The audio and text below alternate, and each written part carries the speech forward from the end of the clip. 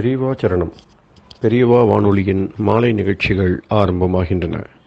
இன்றைய எமது நிகழ்ச்சிகள் நித்திய குரு பாதுகா பூஜா, ஸ்ரீ ரா கணபதி அவர்கள் எழுதிய புத்தகத்தின் ஒளிவடிவம், ஆன்மீக உரை, மகா பெரியவா மகிமை உபன்யாசம். பெரியவா சரணம். பெரியவா சரணம். அடுத்த நிகழ்ச்சி நித்திய குரு பாதுகா பூஜை. शुक्लाम्बरधरम् विष्णुम् शशिवर्णम् चतुर्भुजम् प्रसन्नवदनम् ध्यायेत् सर्वविघ्नोपशान्तये। ममोपात्त समस्त दुरितक्षयद्वारा श्रीपरमेश्वरप्रीत्यर्थम् गुरुप्रसादसिद्ध्यर्थम् गुरुप्रीत्यर्थम् गुरुपादपूजाम् अद्य करिष्ये। गुरुर्ब्रह्मा गुरुर्विष्णुर्गुरुर्देवो महेश्वरः गुरुः साक्षात् परब्रह्म तस्मै श्रीगुरवे नमः। अपारकरुणासिन्धुम् ज्ञानदम् शान्तरूपिणम् श्रीचन्द्रशेखरगुरुम् प्रणमामि मुदान्वहम्। सदाशिवसमारम्भाम् शङ्कराचार्यमध्यमाम् अस्मदाचार्यपर्यन्ताम् वन्दे गुरुपरम्पराम्. எல்லோரும் குருவை பெரிவாளை தியானம் பண்ணிண்டு அர்ச்சனை பண்ணுவோம். அஷ்டோத்திரம். பெரியவா அஷ்டோத்திரம் பல அஷ்டோத்திரங்கள் இருக்கு. அதுல எளிமையா சுலபமா எது இருக்கோ அதை நான் இப்ப சொல்றேன். எல்லோரும் இதை கேட்டுண்டே திருப்பி சொல்ல முடிஞ்சுவா சொல்லி சொல்லி பெரிவாளுக்கு பாதத்துல ஒவ்வொரு புஷ்பத்தை அர்ச்சனை பண்ணலாம். ओम श्री कांची कामकोटि पीठाधीश्वराय नमः। श्रीमत् चंद्रशेखरेन्द्र सरस्वती गुरुभ्यो नमः। संन्यासाश्रम शिखराय नमः। काषाय दंडधारिणे नमः। सर्वपीठापहारिणे नमः।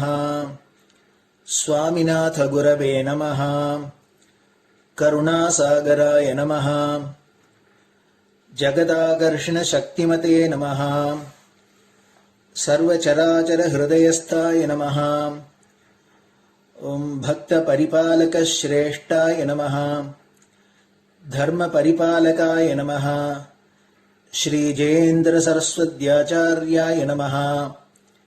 श्री विजयेन्द्र सरस्वती पूजिताय नमः। शिवशक्ति स्वरूपाय नमः। भक्ताभीष्ट प्रदायकाय नमः। ब्रह्मण्य पोषकाय नमः। ब्रह्म विष्णु शिवैक्य स्वरूपाय नमः। कांची क्षेत्रवासाय नमः। कैलाश शिखरवासाय नमः। स्वधर्म परिपोषकाय नमः। चातुर्वर्ण संरक्षकाय नमः। लोकरक्षण संकल्पाय नमः। ओम ब्रह्मनिष्ठापराय नमः। सर्वपापहराय नमः। धर्मरक्षक संतुष्टाय नमः। भक्तार्पितधन स्वीकर्त्रे नमः। सर्वोपनिषत् सारज्ञाय नमः। सर्वशास्त्रगम्याय नमः। सर्वलोक पितामहाय नमः। भक्ताभीष्ट प्रदायकाय नमः। ब्रह्मण्य पोषकाय नमः। नानाविध पुष्पार्चितपताय नमः। रुद्राक्ष क्रीडधारिणे नमः। भस्मोद्दोलित विग्रहाय नमः।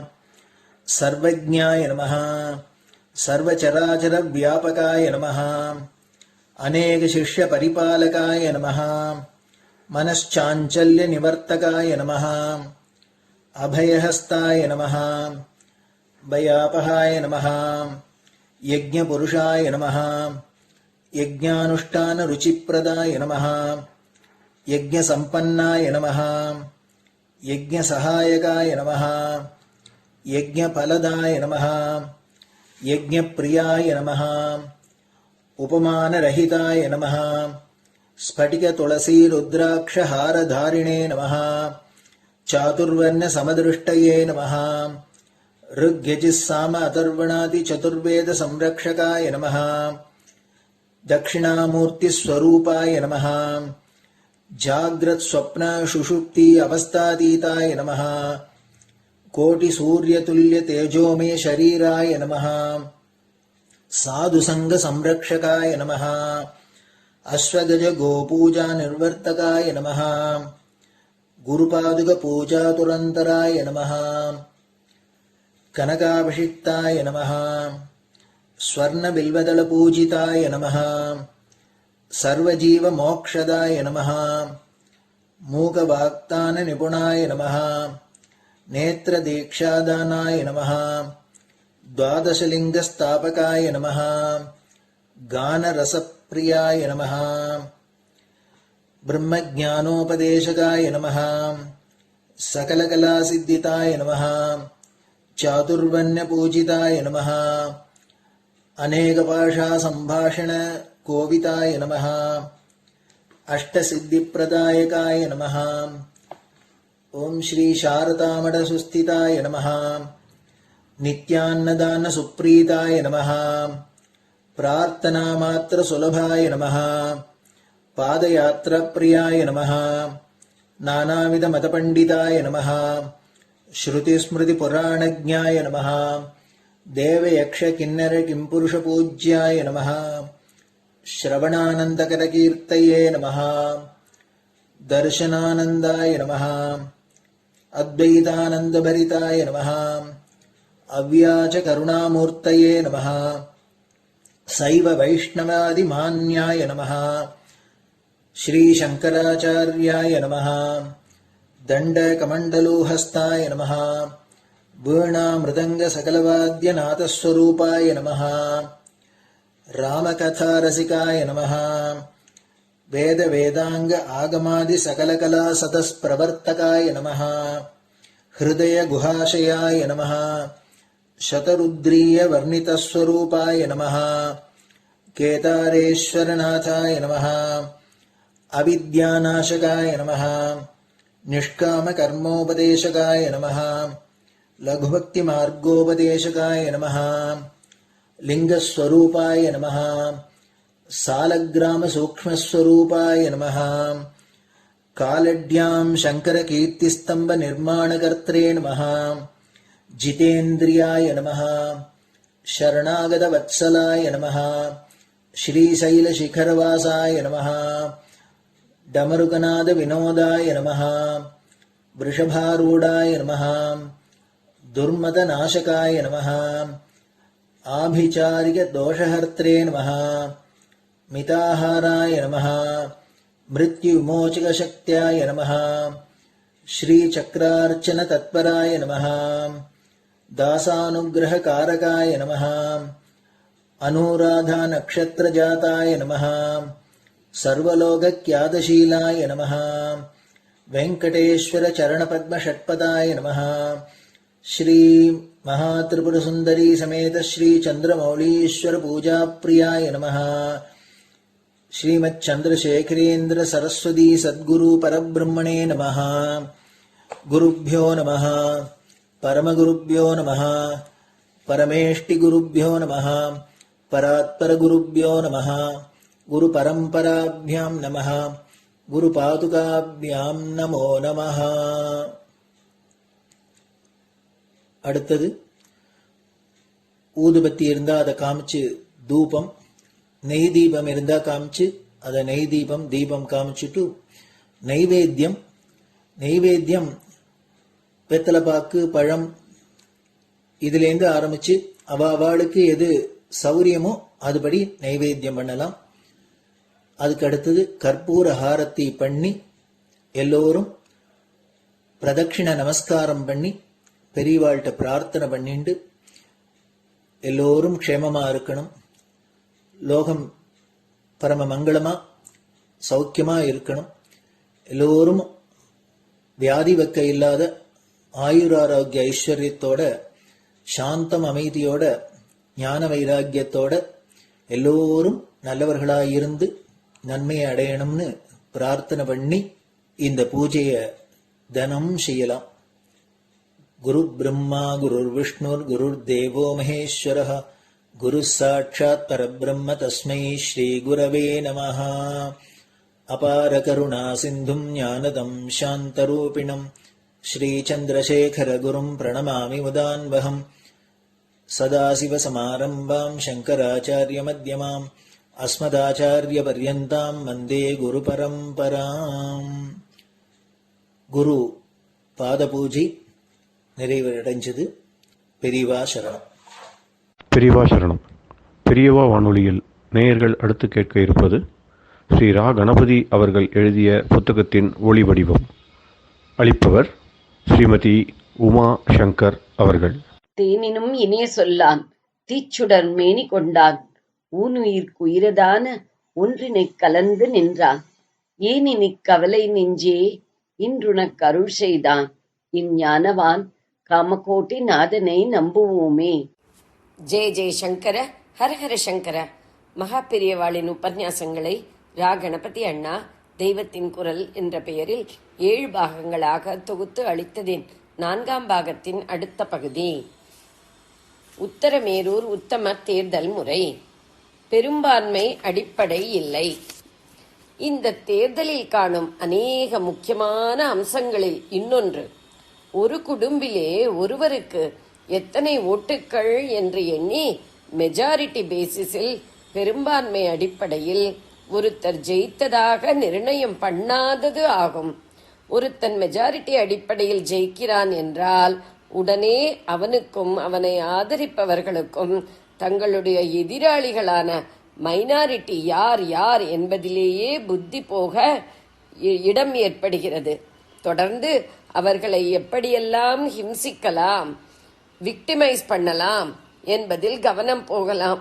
மைனாரிட்டியின் பரம நியாயமான கோரிக்கைகளை கூட மெஜாரிட்டி பலத்தினால் திரஸ்காரம் பண்ணிவிடுவது என்று இக்காலத்தில் ஏற்பட்டிருக்கிற மாதிரி கூடாது என்று நம் சோழகால பூர்வீகர்கள் எண்ணி இருக்கிறார்கள். முதலில் ஒரு அபேட்சகர் எலெக்ட் ஆவதில் ஓட்டர்களை வைத்து மெஜாரிட்டி மைனாரிட்டி, அப்புறம் இதில் ஜெயித்த அபேட்சகர்கள் எல்லாரையும் சேர்த்து சபை அமைத்து அரசாங்க அதிகாரத்தை கொடுப்பதிலும் கட்சிகளை வைத்து மெஜாரிட்டி மைனாரிட்டி என்ற அடிப்படைகளில் முடிவு செய்யும் போது ஜன சமூகத்தையே இந்த அடிப்படையில் 2ஆக பிளந்து விட்டது போல கூட ஆகிறது. அதாவது 2 பிரிவுக்காரர்களும் ஏதோ ஒவ்வொரு விதமான கோட்பாடுகளுக்கும் திட்டத்துக்குமே தங்கள் புத்தியை குறுக்கிக் கொண்டு அந்த க்ளோஸ்டு மைண்டோடு இன்னொரு தரப்பை, அது எதிர்த்தரப்பு எதிரித்தரப்பு என்றே வைத்து பார்க்க ஆரம்பிக்கிறார்கள். மைனாரிட்டியின் தர்ம நியாய கோரிக்கைகளையும் மெஜாரிட்டியினரான அரசாங்கத்தினர் ஆட்சேபிக்கிறார்கள். இவர்களும் அவர்களுடைய ஆட்சியில் என்ன நல்லது நடந்திருந்தாலும் அதை ஒப்புக்கொள்ள மறுத்து எப்போது பார்த்தாலும் குற்றம் கண்டுபிடிப்பதும் குறை சொல்வதுமாகவே இருக்கிறார்கள். அதனால்தான் அந்த சோழர் காலத்தில் யோக்கியதாம்சங்களை திட்டவட்டமாக தீர்மானமாக வைத்துவிட்ட பின் அப்படிப்பட்டவன் மெஜாரிட்டி பெற்றானா மைனாரிட்டி பெற்றானா என்ற வீண் சண்டைகள் கிளம்ப இடமில்லாமல் குட ஓலை முறையில் தேர்ந்தெடுக்க பண்ணினார்கள். அப்புறம் எலெக்ட் ஆகிற எவனாவது தப்பாக நடந்தாலும் அவனுடைய அதிக்கிரமம் ஆழ ஊன்ற முடியாதபடி பதவிக்காலம் ஒரே வருஷம்தான் என்று வைத்தார்கள். இந்த ஒரு வருஷத்துக்குள்ளேயும் கூட ஒரு மெம்பர் குற்றம் பண்ணியதாக தெரிந்தால் உடனே அவனுக்கு பதவி நீக்கம்தான். வாரியம் செய்யா நின்றாரே அபராதம் கண்டபோது அவனை ஒழித்துவதாகவும் என்று கல்வெட்டு சொல்கிறது. சந்திர சூரியர் உள்ளவரை தங்கள் ஊர் நிர்வாகத்தில் தப்பானவர்களின் ஆதிக்கம் போய் நல்லவர்கள் வளருவதற்காக மேற்படி சாசனம் உருவான வருஷத்திலிருந்து சந்திர சூரியர்கள் உள்ள அளவும் இம்மாதிரி குடவோலை அமைப்போம் என்று சாசனம் முடிகிறது. இப்பரிசே இவ்வாண்டு முதல் சந்திராதித்தவத்தென்று நங்கிராமத்துக்கு அபியுதயமாக, அபியுதயம் என்றால் க்ஷேமாபிவிருத்தி, துஷ்டர் கெட்டு விசிஷ்டர் வர்த்திப்பதாக அதாவது உயர் மக்கள் வளர்வதற்காக வியவஸ்தை செய்தோம்.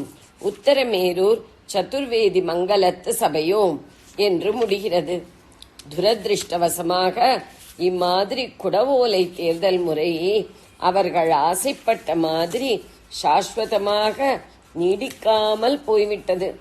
சபையோம் என்றால் சபையோரான நாங்கள் என்று அர்த்தம். அதாவது மேற்படி சாசன விதிகளை பிரேம் செய்தவர்கள் முடிவில் கையெழுத்து போடுவது போல் தங்களை தெரிவித்துக் கொண்டிருக்கிறார்கள். நிர்வாக பிரிவுகள். ஊர் சபை நிர்வாகம் பல இலாக்காக்களாக வாரியம் என்ற கமிட்டி அல்லது போர்டுகளாக பிரிக்கப்பட்டிருந்தன. தேர்ந்தெடுக்கப்பட்ட 30 அங்கத்தினர்கள் இந்த வாரியங்களில் பொறுப்பாளர்களாக போடப்பட்டனர். ஒவ்வொரு அங்கத்தினருக்கும் ஒரு வாரியத்தில் ஸ்தானம் இருக்கும். அதாவது இந்த வாரியங்களின் மொத்த ஸ்தானங்களும் சரியாக 30. இதில் 12 ஸ்தானங்கள் எல்லா காரியங்களையும் மேற்பார்த்து நிர்வகித்து ஜெனரல் அட்மினிஸ்ட்ரேஷனான சம்வத்சர வாரியத்துக்கு போயிற்று.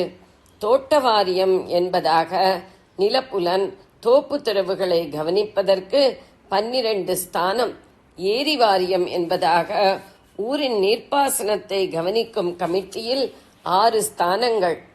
30 மெம்பர்களில் வயசு, அனுபவம், படிப்பு எல்லாவற்றிலும் முதிர்ச்சி கண்ட 12 பேர் சத்வத்சர வாரியத்தில் ஸ்தானம் கொடுக்கப்படுவார்கள்.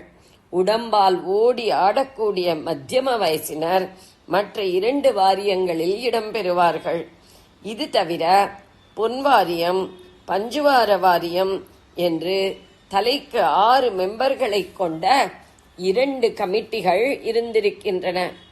இவற்றுக்கான மெம்பர்களும் முன்னே சொன்னது போலவே 30 குடும்பங்களுக்கும் குடவோலை தேர்தல் நடத்தித்தான் எலெக்ட் செய்யப்பட்டார்கள்.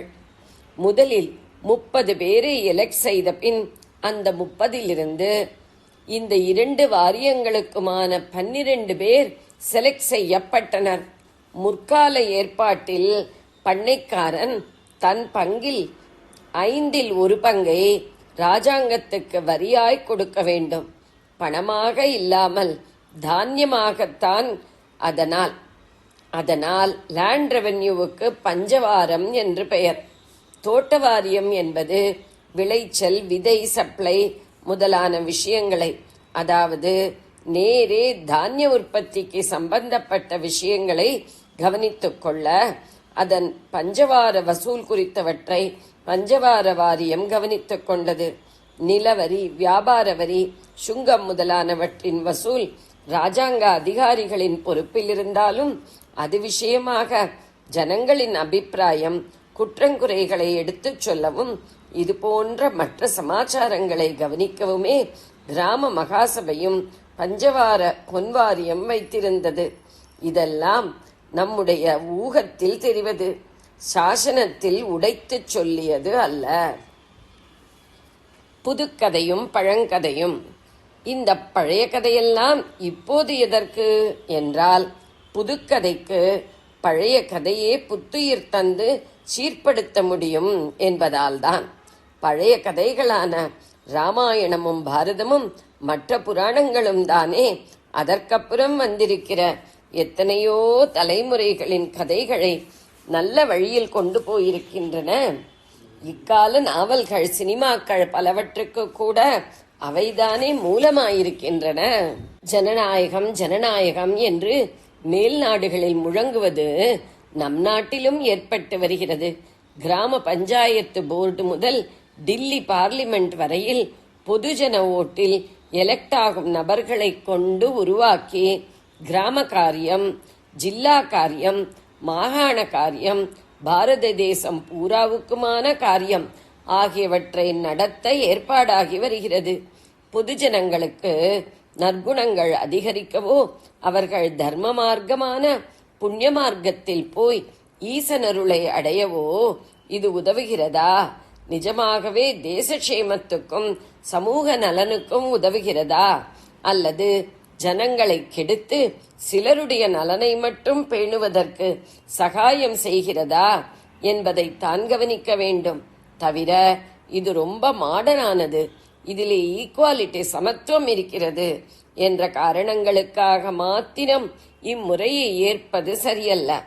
பின்னே சொன்னவை, அதாவது நவீன கொள்கை என்பதும் சமத்துவம் என்பதும் தேசத்தின் அல்லது கிராமத்தின் தூய்மையான தார்மீகமான நிர்வாகம் என்ற முக்கிய நோக்கத்துக்கு நேர் தொடர்பில்லாத புறக்காரணங்கள்தான்.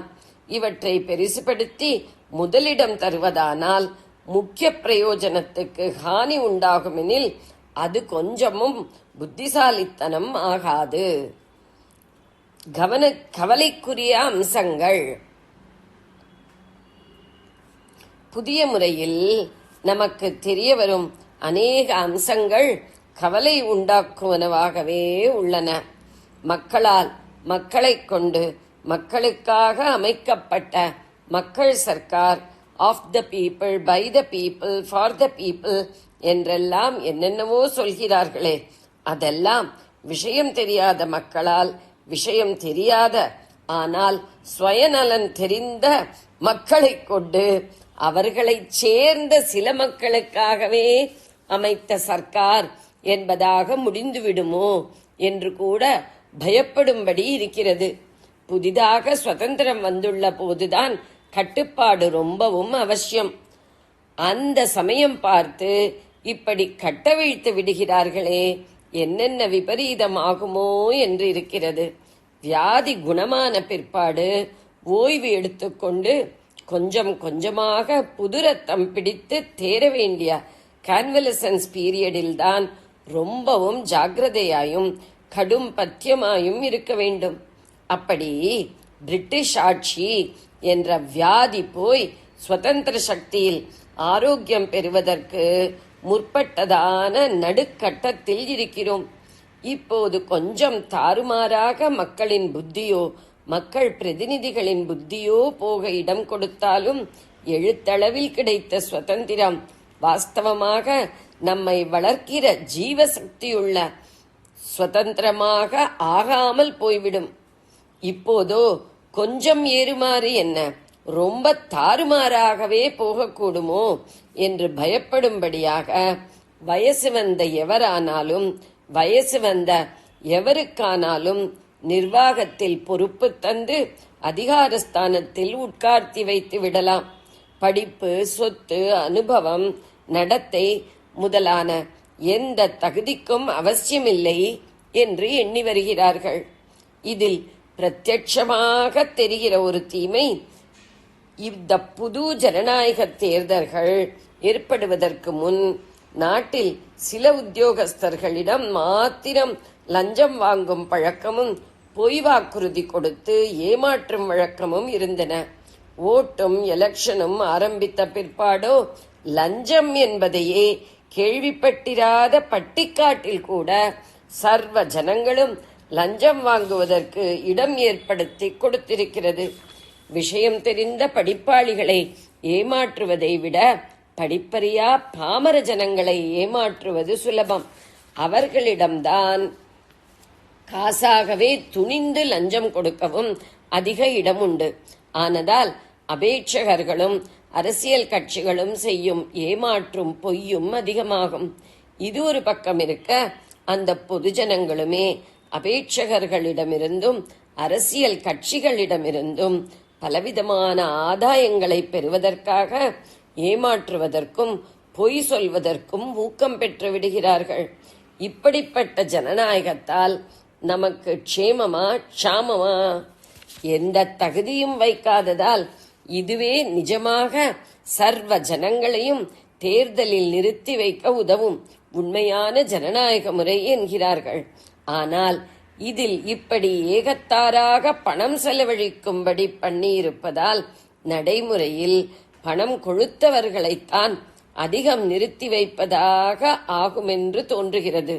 ஒவ்வொரு ஊரிலும் ஒவ்வொரு கட்சியிலும் தியாகம், திறமை, தூய்மை நிறைந்தவர்கள் இருந்தாலும் கூட அவர்களை விட்டுவிட்டு பணபலம் படைத்தவனைத்தான் நிறுத்துவது என்று ஆனால், அப்புறம் ஜனநாயக தத்துவம், நல்ல நிர்வாகம் இரண்டுமே என்ன ஆவது?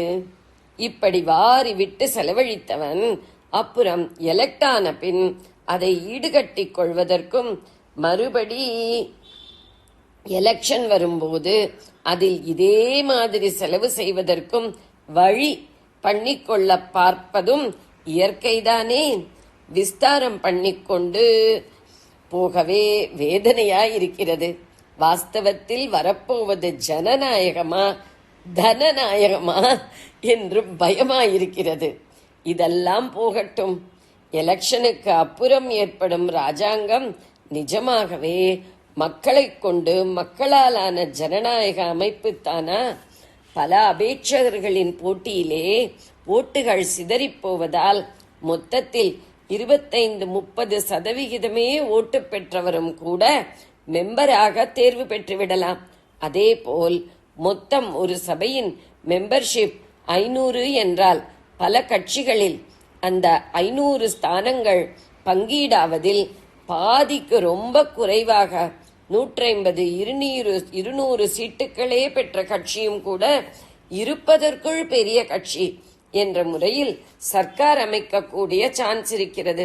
சர்க்கார் அமைக்கும் கட்சிக்கு 500 சீட்டில் 200 சீட் தான்.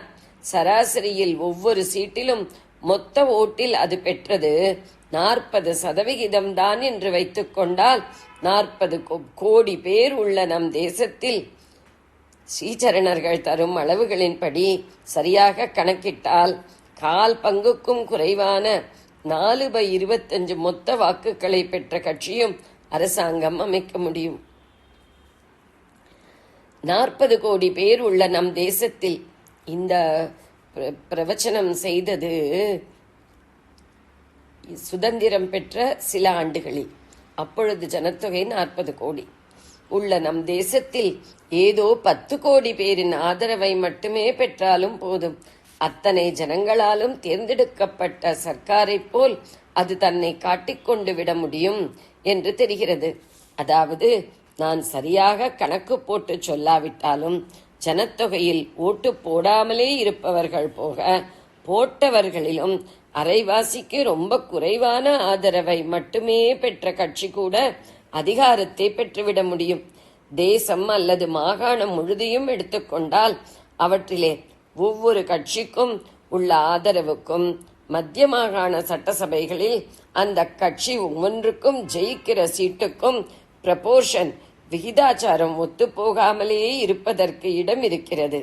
இது எப்படி ஜனநாயகம்?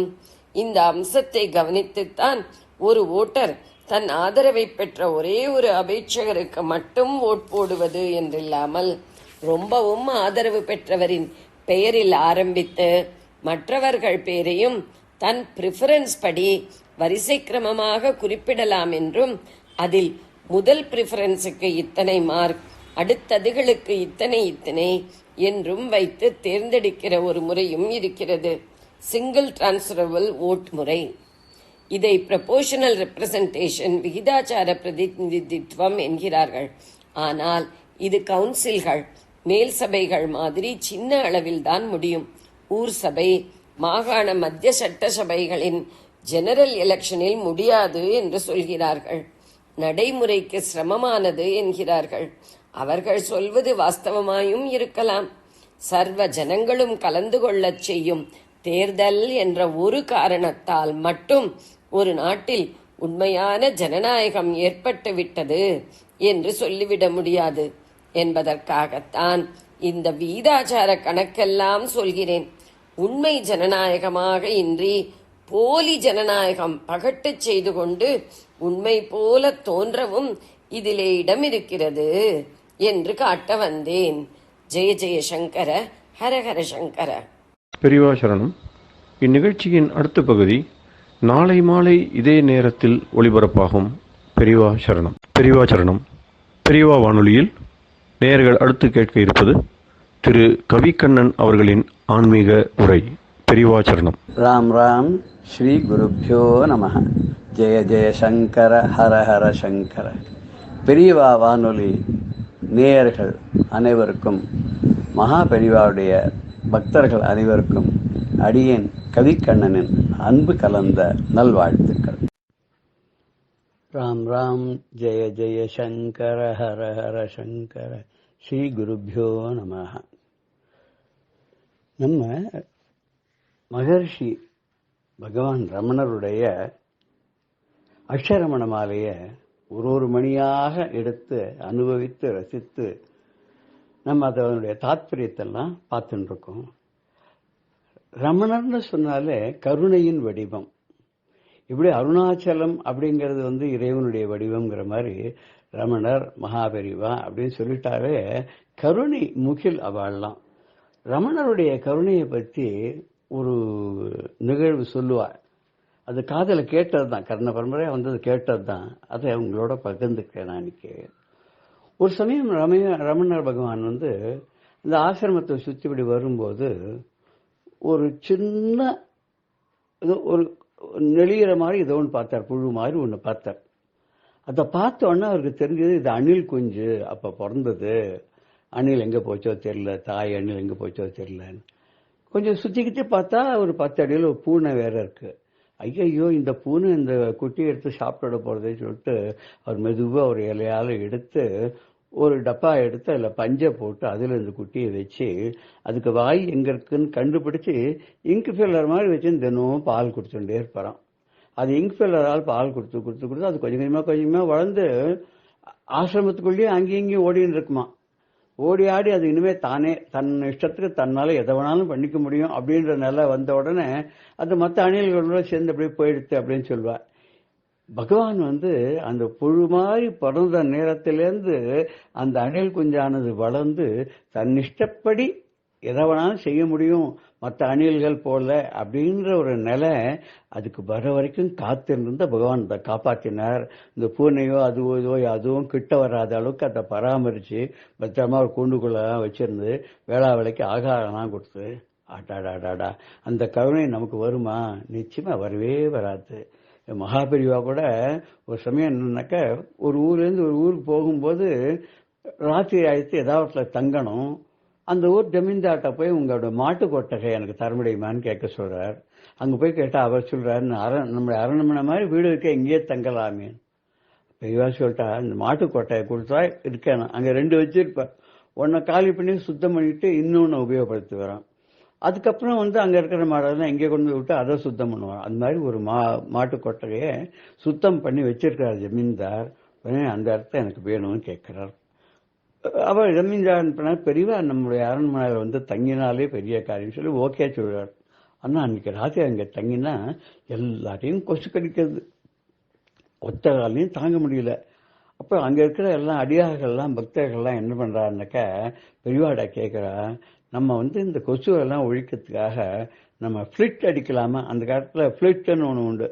இந்த ஃப்ளிட்டோட என்ன பண்ணுவான்னாக்கா கேரசன் ஆயிலில் சேர்த்து ஒரு பிஸ்டன் மாதிரி இருக்கும், அந்த டப்பாக்குள்ள போட்டு அதை அடிப்பாலாம். அப்படி அடிச்சோன்னா அங்கே இருக்கிற கொசுக்கள் எல்லாம் போயிடும், இல்லை செத்து போயிடும், ஏதோ ஆயிடும். அதுக்கு பெரியவா உடனே சொன்னாலாம், இது ரொம்ப அக்காரமா தெரியலையா, இந்த மாட்டுக்கொட்டலுங்கிறது இதுகள் இந்த கொசுவெல்லாம் இங்கேயே பிறந்து வளர்ந்து இங்கேயே இருக்கக்கூடியவை. இதனுடைய இடத்துல நாம ஆக்குப்பை பண்ணிட்டு நம்ம அதுகளை விரட்டலாமா, அதுகளை சாகடிக்கலாமா? இது பாப்பம் இல்லையா? அப்படிலாம் பண்ணக்கூடாது. அதோட கொசுக்களுக்கு ஆகாரமே நம்முடைய ரத்தம் தான். அது என்னோட ரத்தத்தை தான் சாப்பிட்றது, அது சாப்பிட்டோம், அதுக்கு அதனால ஒன்றும் தப்பு இல்லை, விரட்டக்கூடாது. நாளைக்கு வரைக்கும் இப்படியா பொறுத்து நம்ம அப்புறம் இங்கேருந்து போயிடலாம் அப்படின்னு சொல்லிட்டு மகாபெரிவா சொன்னாலாம். இந்த மகாபெரிவா இப்படி சொல்ற இந்த மாதிரி நம்மளால தான் முடியுமோ? கண்டிப்பா முடியாது. ஏன்னா நம்ம மனசு வேற மாதிரி. நம்ம மனசுல அந்த கொசுக்கள் எல்லாம் பராமரிக்கணும், அதோட இடத்துல நாம் இருக்கணும், அந்த மாதிரி எண்ணம் நமக்கு வரவே வராது. பெரியவாளுக்கு மகான்களுக்கு தான் வரும். ஏன்னா எல்லா உயிர்களையும் தன்னை பார்க்கறாவா, தனக்குள்ள எல்லா உயிர்களையும் பார்க்கிறார். அதே ரமண பகவான் தான் சொல்ற, குற்றமுற்று அறுத்து எனை குணமாய் பணித்து ஆள் குரு உருவாய் ஒளிர் அருணாச்சலா அப்படின்னு இந்த 19வது பாடல்ல சொல்றார். குற்றமுற்று அறுத்து எனை குணமாய் பணித்தாள் குரு உருவாய் ஒளிர் அருணாச்சலா அருணாச்சல சிவ அருணாச்சல சிவ அருணாச்சல சிவ அருணாச்சலா. எங்கிட்ட இருக்கிற குற்றம் குறைகள் எல்லாத்தையும் முழுசா வேரோட களைந்து என்னை ஒரு நற்குணசீலனாக மாற்றி உன்னோட திருவடிக்கு தொண்டு செய்பவனாக நீ ஆக்கிடணும். எனக்கு குருநாதனாக விளங்கக்கூடிய கருணை மிகுந்த அருணாச்சலா அப்படிங்கிறார். நம்ம ஒரு கந்தர் அனுபூதியில கூட ஒரு பாட்டு கேள்விப்பட்டிருக்கோம் இல்லையா? உருவாய் அருவாய் உளதாய் இலதாய் மறுவாய் மலராய் மணியாய் ஒளியாய் கருவாய் உயிராய் கதியாய் விதியாய் குருவாய் வருவாய் அருள்வாய் குஹனே. அருணகிரிநாதர் குருவா வரணுங்கிறார். உருவாகவும் உருவம் இல்லாததாகவும் உள்ளதாகவும் இல்லாததாகவும் நல்ல வாசனையாகவும் அந்த வாசனை பொருந்திய மலராகும் மணியாகவும் அந்த மணியிலிருந்து வரக்கூடிய ஒளியாகவும் உலகில் எல்லா ஒரு மூலப்பொருளாகவும் உயிருக்கு உயிராகவும் எனக்கு ஒரு நல்ல பேரை எனக்கு முக்தியை கொடுக்கக்கூடியவனாக இருக்கக்கூடிய வழியை விளக்கக்கூடிய குகனாகவும் குருவாகவும் இருக்கக்கூடியவனே, நீ எனக்கு ஆசானாக குருவாக என்னை உபதேசித்து என்னை ஆண்டு கொள்வாய்னு சொல்லக்கூடிய அந்த பாட்டு. உருவாய் அருவாய் உளதாய் இலதாய் மறுவாய் மலராய் மணியாய் ஒளியாய் கருவாய் உயிராய் கதியாய் விதியாய் குருவாய் வருவாய் அருள்வாய் குகனே அப்படின்னு இந்த பாடல். எப்படின்னா அவர் குருவா முதல்ல எப்படி பார்த்தார்? தாயா தந்தையா பார்த்தார். இப்ப குருவாவும் பார்க்கிறார். என் தாயும் எனக்கருள் தந்தையும் நீ சிந்தா குலம் ஆனவை தீர்த்தனையாள். என் தாயும் எனக்கருள் தந்தையும் நீ சிந்தா குலமானவை தீர்த்து எனையாள். அதாவது எனக்கு தாயும் எனக்கு அருள் புரியக்கூடிய தந்தையுமாக வழங்கக்கூடியவன் நீ. என்னுடைய கவலைகளை எல்லாம் போக்கி என்னுடைய மன கிளேசங்களை எல்லாம் போக்கி குறைகளை எல்லாம் அகற்றி நீ ஆட்கொள்ள வேண்டும்ங்கிறார். அதேதான் ரமண பகவானும் என்னுடைய குற்றங்களை எல்லாம் குற்றம் குறைகள் அனைத்தையும் முழுவதுமாக வேருடன் களைந்து சொச்சமிச்சமே இல்லாத களைந்து என்னை நற்குணசீலனாக மாற்றி அருள் புரிந்து உனக்கு தொண்டு செய்பவனாக நீ ஆக்கணும், எனக்கு குருநாதனாக நீ விளங்கிட வேண்டும் அப்படின்னு சொல்றார். என்ன கேட்கிற உனக்கே ஆட்கொண்டு உனக்கே நான் தொண்டு செய்வனா இருக்கணுங்கிறார். இதே தான் அருணகிரிநாதனும் ஆடும் பரிவேல் அணிசேவல்னு பாடும் பணியே பணியாய் அருள்வாங்கிற. உன்னையும் உன்னுடைய மயிலையும் உன்னுடைய வேலையும் பாடக்கூடிய அந்த பேற்றினை எனக்கு கொடுப்பாங்கிற. குற்றமே புரியாது அகங்காரத்தால குறைகளெல்லாம் நிறந்த அந்த மமகாரத்தினால நம்ம கெட்டு போறோம். இந்த அகங்காரம் அகங்காரம் ரெண்டையும் நம்ம கலைந்துட்டோம்னா ரொம்ப தூய்மையும் மனத்துக்குள்ள தூய்மை வரும். மனத்துக்குள்ள தூய்மை வந்தா உள்ளொளி பெருகும். உள்ளொளி பெருகலாம் ஞானம் ஏற்படும். இது அப்படி ஒன்னொன்னு தொடர்ந்து வருது. நமது குற்றம் குறைகளை எல்லாம் நீக்கி நம்மை செம்மைப்படுத்தி நல்ல வழியை காட்டி உய்யும் வண்ணம் நமக்கு உதவுபவர் குரு தான். எல்லாருக்கும் ஒரு நல்ல குரு கிடைச்சா அது ரொம்ப பெரிய ஒரு பாக்கியம். அது மாயே ஜனனம் கிட மாயை விடா மூவேடனு என்று முடிஞ்சிடுமோன்னு அனுபூதியில் சொல்றார். ஆசைங்கிறது அகலணும். அந்த ஆசை அகன்றதுன்னா காமம் மோகம் ரோகம் மதம் ஆச்சரியம் இதெல்லாம் நம்மளை விட்டு போயிடும். அப்ப மனம் தெளிவா இருக்கும், தூய்மையா இருக்கும். மனம் தெளிந்தா என்னாகும்? இறைவன் மேல பக்தி வரும், பக்தி பெருகும், அந்த உணர்வு வரும். அதுக்கு பிறகு மனசுக்குள்ள ஆனந்தம் நிறைஞ்சிருக்கும். ஆனந்தம் நிறைஞ்சதுன்னா அந்த அகங்காரம் மகாரம் ரெண்டுமே அந்த ரெண்டு எதிரிகளை நம்மளை விட்டு போயிடுவா, வெளில விட்டு போயிடுவா. அப்ப மனசுல தூய்மை அடைஞ்ச உடனே இந்த ஆனந்தமான ஒரு வழி ஏற்பட்ட உடனே நமக்கு நம்மளோட குற்றம் குறைகள்லாம் நீங்கின உடனே இறைவன் நம்மளை சாதாரணமா ரொம்ப எளிதாக நம்மளை அவன் ஆட்கொண்டு விடுவான் இல்லையா? இதுதானே ரொம்ப முக்கியம். விண்ணிலுள்ள தேவர்கள் அறிவொணாத மெய்ப்பொருள் கண்ணில் அணியாகவே கலந்து நின்ற எம்பிரான் மண்ணிலாம் பிறப்பறுத்த மலரடிகள் வைத்த பின் அண்ணலாரும் எம் உளே அமர்ந்து வாழ்வது உண்மையேங்கிற சிவவாக்கியங்கிறவர். அதான் அந்த ஈஸ்வரன் என்னோட மனதுக்குள்ள அமர்ந்து எனக்கு அருள் பண்றான், இங்க உறைந்து அங்கேயே கோவிலாக குடிகொண்டிருக்கான்ங்கிறது இது உண்மைங்கிறார். எப்படி அப்படின்னா விண்ணுல இருக்கிற ஆகாசத்துல, அதாவது வானவர்கள் விண்ணுலகத்தில் இருக்கக்கூடிய தேவர்கள் எல்லாம் என்ன முயற்சி பண்ணி இவரை காண முடியாதான், தரிசனத்துக்காக காத்துருப்பாலாம் பார்க்க முடியாதான். அப்பேற்பட்ட அந்த மெய்ப்பொருளான அந்த ஈசன் இருக்கானே, அவன் என் கண்ணுக்கு அணியாக என் கண்ணுக்குள்ள தெரியறான், உள்ளுக்குள்ள ஒளியாக அவன் கலந்து நிற்கிறான். அந்த எம்பிரான் இந்த மண்ணில் என்னுடைய பிறப்பை எல்லாம் அறுத்து இனிமே நான் பிறக்க வேண்டாம், இங்கின்ன என்னை படையாளை உங்களையும் படையாவண்ணம் பார்த்திருவேன்னு சொல்வார் அபிராமி பட்டர். நான் இனிமே பிறக்கவே மாட்டேன், என்னை மறுபடியும் பிறக்க வைக்க மாட்டாள் அம்பாள், நீங்களும் அந்த வழியை ஃபாலோ பண்ணும், உங்களையும் அவள் படையாவண்ணம் நீங்க பார்த்துங்கன்னு சொல்றார் இல்லையா. அப்படி மண்ணில் நான் இனிமே பிறந்து இறந்து மறுபடியும் இந்த உழலாமல் அவருடைய மலரடிகளை என்னுடைய மனதுக்குள்ளே வைத்து அந்த அண்ணலார்களை எனக்குள்ளேயே இருந்து கொண்டு அவரும் வீட்டிலிருந்து எனக்கு அருள் பண்றார் அப்படிங்கிறது நிச்சயமா உண்மையான விஷயம். இது எல்லாருக்கும் உணரத்தான் முடியுமே தவிர சொன்னா புரியாது. ஏன்னா கண்டவரால விலைக்கு சொல்ல முடியாது. கண்டவர் விண்டிலர், விண்டவர் கண்டிலர் கம்பநாட்டாழ்வார். இந்த ராமனுடைய அழகா பார்த்தா அந்த அழகா பார்த்தவர் ரசிக்கிறவா உணரணுமே தவிர அதை வெளியில விவரிச்சு சொல்ல முடியாது. அப்படி விவரிச்சு சொல்றவாளால அனுபவிக்க முடியாது அப்படிங்கறத சொல்லி ரொம்ப அழகா அந்த பாடல்ல எல்லாருமே ஒரே ஒருமித்த கருத்தையே சொல்றாங்கிறது பார்க்கச்சு நமக்கு ரொம்ப ஆனந்தமா பரமானந்தமா இருக்கு. அப்படி பார்க்கும்போது நமக்கு பல பெரியவர்கள்லாம் அப்பப்போ என்னென்னலாம் சொல்லிட்டு இருக்காளோ அது அத்தனையும் நமக்கு அலமோதுறது மனசுக்குள்ள. எல்லாரும் ஒரே மாதிரி சொல்லிருக்காளே அப்படின்னு சிந்தை அற நில் என்று சும்மா இருத்தி மேல் சின்மையான அந்த வெள்ளம் தேக்கி திளைத்து நான் அதுவாயிருக்க நீ செய் சித்திரம் மிக நன்று காண். அப்ப சொல்றார், எந்தை வட ஆள் பரமகுரு வாழ்க, வாழ அருளிய நந்தி மலரடி வாழ்க, வந்த குருவே வீறு சிவானந்த சித்தி நெறி மௌன உபதேச குருவேங்கிறார். தாய்மான சுவாமி சொல்லும்போது தனக்கு எப்படி அருள் கிடைச்சதுன்னாக்க அந்த சின்மையான அந்த குருவாக இருக்கக்கூடிய என்ன பண்ணாராம், என்னுடைய சிந்தைக்கு உள்ளே அப்படி உள்ள நின்று என்னை சும்மா இருக்கும்படியா பண்ணி தப்பு தாண்டா எதுவும் பண்ணாத என்ன மேல கருணையோட என்னை காப்பாத்தி உள்ளுக்குள்ள ஆனந்த வெள்ளம் பெருகும்படியாக பண்ணி, அது மாத்திரம் இல்லாத அது உள்ளுக்குள்ள ஒரு அணை மாதிரி அன்புனால அதை கட்டி உள்ளுக்குள்ளேயே வச்சு எனக்கு என்னென்ன நல்லதெல்லாம் பண்ணிருக்கார். அவர் யார் தெரியுமோ இல்லையோ, ஆலமரத்தின் அடியில குருவாக இருந்து 4 பேருக்கு உபதேசம் பண்ணவர். சனக சனந்தன சனாதன சனத்குமார் 4 பேருக்கும் மௌனமா சித்திரம் படத்தரோ மூலே விருத்த சிஷ்யா குரு யுவகா குரோஸ்து மௌனம் வியாக்கியானம் சிஷ்யாக சின்ன சம்சையாக அப்படின்னு சொல்லுவாரு. அழகா இருப்பாரு. இந்த ஆலமரத்து அடியில குரு உட்கார்ந்து இருக்கார், சிஷ்யாலாம் கீழே இருக்கா. சிஷ்யாலாம் வயசானவாளா இருக்கா, குரு ரொம்ப எங்கா இருக்கார்.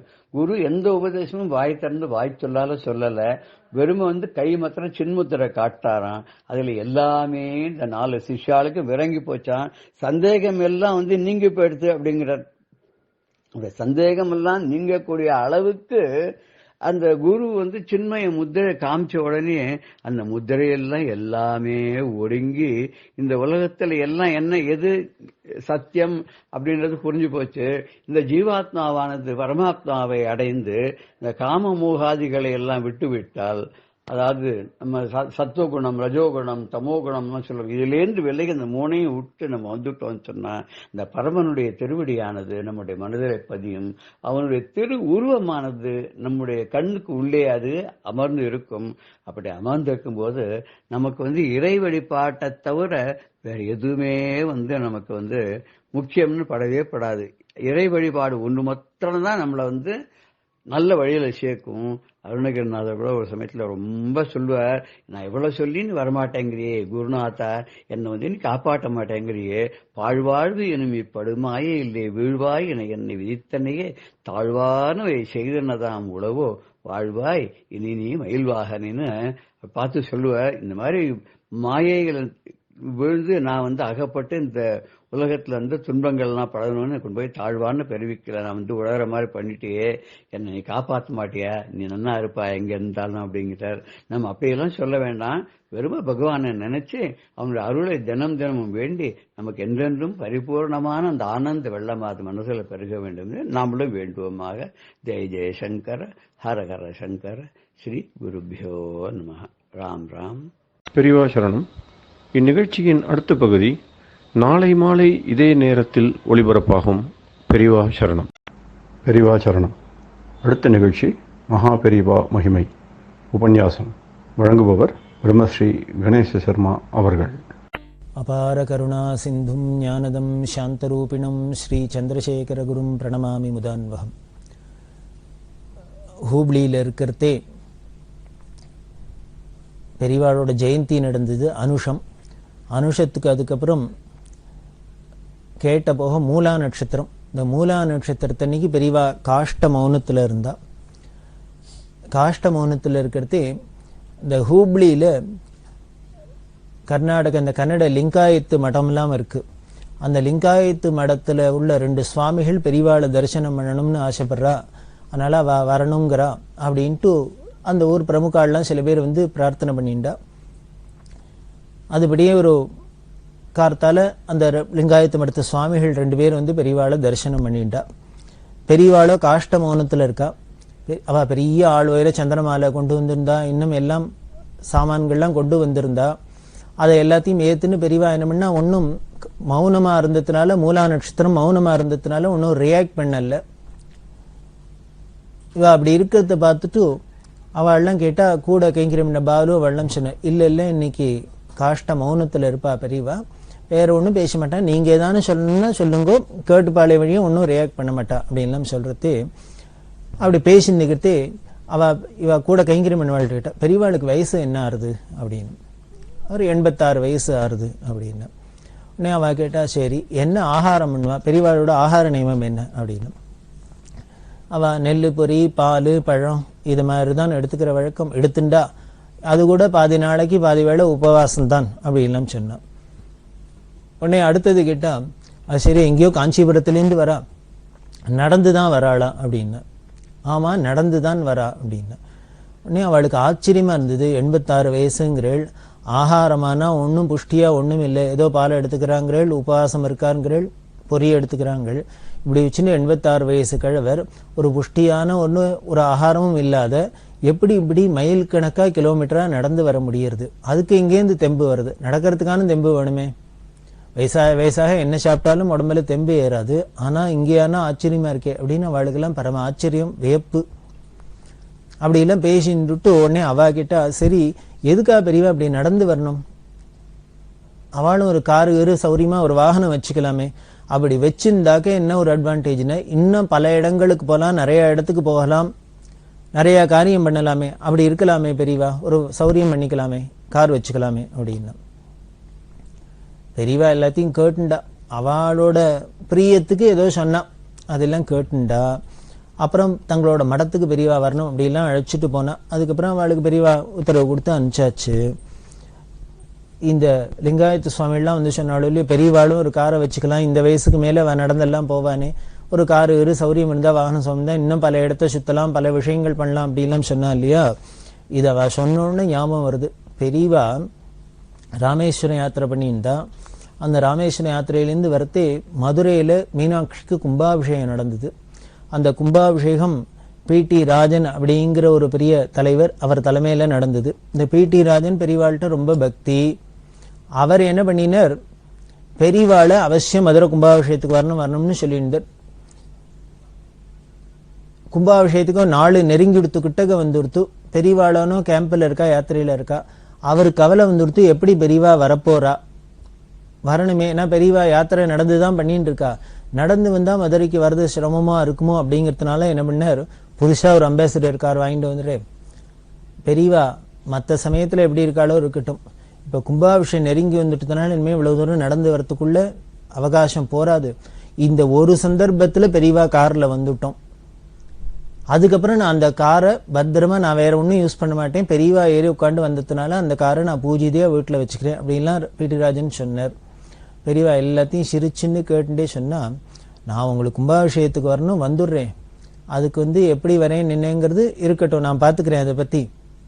ஆனா கார்ல ஏறுறதுங்கிறது என்னோட தர்மத்துக்கு விரோதம், என்னோட ஆசிரமத்துக்கு விரோதம். நான் இருக்கிறது சன்னியாச ஆசிரமம். நீங்க இப்ப வர வழியிலேயே பார்த்துருப்பேன், நானும் ரோட்டில் போகிறது எல்லாம் பார்க்குறேன். எத்தனையோ ஹைவேஸில் எங்கெல்லாமும் போகிறோம். அப்படி பார்த்தா அந்த மழை நாளில் என்ன ஆகும் அப்படின்னர், நூற்றுக்கணக்கான ஜீவராசிகள் கிரியேட் ஆகும். அப்படி போகிறதே ரோட்லலாம் என்ன பண்ணுறது, குறுக்கை நடிக்கும் வருது, நத்தை புழு பூச்சி எத்தனையோ விஷயங்கள் இருக்குது. அதெல்லாம் இங்கேருந்து அங்கே ஓடுறது, அங்கேருந்து இங்கே ஊறி வருது. அப்படி எல்லாம் வரத்தே பார்த்தேன்னா, லாரி போச்சுன்னா, இனிமேல் வண்டி போச்சுன்னா, கார் போச்சுன்னா, பஸ்ஸு போச்சுன்னா, இதெல்லாம் ஒவ்வொன்றுத்துக்கும் பார்த்துன்னு எல்லாம் நிறுத்திட்டு இருக்க முடியுமா? அது வாட்டுக்கு போகிறது. போனால் எல்லாம் அடிபட்டு எல்லாம் செத்து போயிடுறது. எத்தனை ஜீவராசிகள் ரோடில் அடிபட்டு கிடக்கிறத பார்க்குறோம், காலமாகி இருக்கிறத பார்க்குறோம். அப்படின்னா இந்த ஜீவராசிகள்லாம் காலம் மாறத்துக்கு நாம் போகிற வண்டி இல்லாமல் ஒரு காரணமாக இருக்குது. எனக்கோ சந்நியாசாசிரம தர்மம், இதில் எனக்கு அஹிம்சை தான் பரம தர்மம், அஹிம்சை தான் முக்கியம்.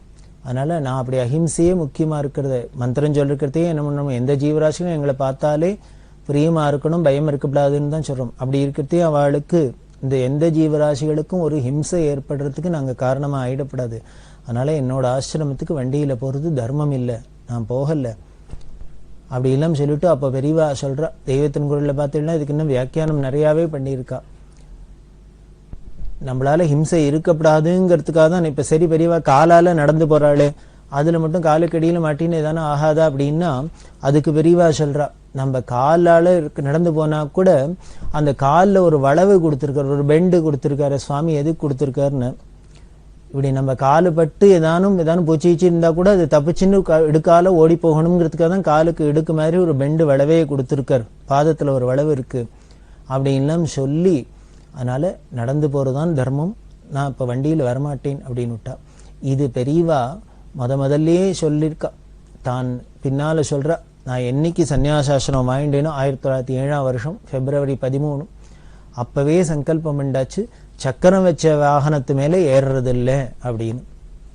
அதனால தான் பல்லாக்கில் போயிருந்தா. பல்லாக்கில் போனாலும் தூக்கின்னு போடுவா, மனுஷாலாக இருக்கிறதுனால ஒரு 4 சக்கரம் வச்ச வண்டியில் போகிறதே மற்ற ஜீவராசிகளுக்கு இம்சை ஏற்படுறாப்புல இந்த பல்லாக்கில் போகிறதே ஏற்படாது. அதனால தான் பண்ணியிருந்தா. அதோட இல்லை, நமது சம்பிரதாயத்திலையும் பெரிய மகான்கள் எல்லாம் சுவாமி எல்லாம் பல்லாக்கில் வச்சு அதை சுமக்கிறது அப்படிங்கிறதே ஒரு பக்தாளுக்கெல்லாம் ஒரு பாக்கியமாக இருக்கிறதுனால இவாளுக்கும் அந்த பாக்கியம் இருக்கணுங்கிறதுக்காக தான் பல்லாக்கில் பெரியவா போயிருந்தா. அதுக்கப்புறம் காலப்போக்கில் அதையும் விட்டுட்டா, முழுக்க நடந்தே தான் போகிறது அப்படின்லாம் வச்சுருந்தா. அதனால் நடக்க மாட்டேன் அப்படின்னு விட்டா. ஏதோ அந்த லிங்காயத்து சுவாமிகள்லாம் பாவம் சொன்னால், ஆசையில் சொன்னால், பெரியவா வாகனங்கன்னு வச்சுருந்தா இன்னும் நிறையா ஊருக்கு போகலாமே, நிறையா பேருக்கு தரிசனம் கொடுக்கலாமே, அனுகிரகம் பண்ணலாமேங்கிற ஆதங்கத்தில் சொல்லியிருக்கலாம். ஆனால் பெரியவாளுக்கு அதெல்லாம் விட முக்கியம் என்னென்ன, தன்னோட ஆசிரம தர்மம். அதனால வண்டியில் கடைசி வரைக்கும் ஏறல, வச்சுக்கலவா. பெரியவா சொல்கிறா, நான் இனிமேல் வாகனம் வச்சுருந்தேன்னா அதில் போனேன்னா நான் நிறையா ஊர் கவர் பண்ணலாம், நிறையா பேருக்கு அனுகிரகம் பண்ணலாம், நிறையா பேர்ட்டு நிறையா காரியங்கள்லாம் பண்ணலாம். ஆனால் என்னோட ஆசிரமம் அதுக்கு இடம் கொடுக்கல. நான் ஒன்று இப்போ என்ன பண்ண போகிறேன், என்னால் எவ்வளவு நாள் உடம்புல சரீரத்தில் தெம்பு இருக்கோ, என்னால் நடக்க முடியுமோ அத்தனை நாள் நடக்க போகிறேன். நடந்து போய் என்னமோ போகிற இடத்துல எத்தனை இடத்துக்கு போக முடியுமோ போகிறேன், எவ்வளவு தூரம் போக முடியுமோ, எத்தனை நாளைக்கு நடக்க முடியுமோ நடக்க போகிறேன். அப்படி முடியலன்னு ஆயிடுத்துன்னா, தீராது அப்படின்னு ஆயிடுத்துன்னா, சரீரத்தில் முழுக்க தெம்பி போயிடுத்துன்னா, அப்போ ஒரு இடமா பார்த்து உட்காந்துக்கிறேனே, உட்காந்துன்னு வரவாளுக்கெல்லாம் அனுகிரகம் பண்ணின்னு இருக்கேன், அப்போ முடிஞ்ச காரியத்தை பண்ணுறேன் அப்படின்னு சொல்லியிருக்காளே வழிய, இன்னுமே நாம் பல இடங்களுக்கு போகணும், பல சாதனைகள் பண்ணணும் அப்படிங்கிறதுக்காக ஒரு பேசிக்காக இருக்கிற தர்மத்தை விட்டுட்டு அவள் பண்ணணும்னு ஆசைப்படலை. இதுதான் தர்ம விக்கிரகம் ராமர் அப்படின்னு சொல்கிறாப்புல இந்த சந்நியாசாசிரம தர்ம விக்கிரகம் பெரியவாளாக இருந்திருக்கா. இதெல்லாம் தான் நம்ம அவளோட சரித்திரத்திலேருந்து முக்கியமாலாம் தெரிஞ்சிக்க வேண்டியது. நாம் எத்தனையோ நல்ல காரியம் பண்ணுறோம் அப்படின்னா கூட, நல்லதெல்லாம் பண்ணணும்னா கூட அது எப்போ பண்ணணும்னு பேசிக்காக அடிப்படையாக இருக்கிற தர்மத்தெல்லாம் விட்டுட்டு பண்ணக்கூடாது. பேசிக்காக இருக்கிற அடிப்படை தர்மத்துக்கு விரோதம் இல்லாத நம்ம என்ன நல்லது வேணால் பண்ணலாம், எத்தனை வேணால் பண்ணலாம். அதுக்கு ஒரு குந்தகம் வரும் அப்படின்னா நம்ம ஒன்றும் பண்ணாத சும்மா இருக்கிறதே பெரிய நல்லது தான் அப்படின்னு வச்சுக்கணும்.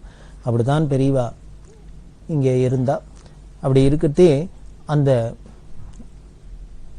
ஹூப்ளியில் முதல் நாள் இந்த ஜெயந்தி உற்சவம்லாம் நடந்ததே, அங்கே பக்கத்தில் ஒரு அனுமார் கோவில், அந்த அனுமார் கோவிலுக்கு போகணும்னு பெரியவா கிளம்பினா. இவ அனுமார் கோவிலுக்கு போகணும்னு கிளம்புறதுக்கு முன்னால் விழுப்புரத்தில் என்ன பண்ண, விழுப்புரம் தானே பெரியவா அவதாரம் பண்ண ஸ்தலம். அங்கே மணக்கால் நாராயண சாஸ்திரிகள் அப்படிங்கிறவர் ஒரு பாண்டிச்சேரி கோபாலையர் அப்படிங்கிற அவள்லாம் எல்லாருமா சேர்ந்துன்னு பெரியவா ஜெயந்திக்காக பெருசா அங்கே ஹோமங்கள்லாம் பண்ணி அந்த பிரசாத கடை தீர்த்தம் எடுத்தா எல்லாத்தையும் எடுத்துன்னு வந்திருந்தா. பெரியவா உடனே காலங்காத்தால ஏந்துண்டு அந்த தீர்த்தத்தெல்லாம் அபிஷேகம் பண்ணிட்டு அந்த பிரசாதத்தெல்லாம் எடுத்துட்டு 1 மணி ஜபத்தை முடிச்சுட்டு அந்த அனுமார் கோவிலுக்கு போகணும்னு கிளம்பினா.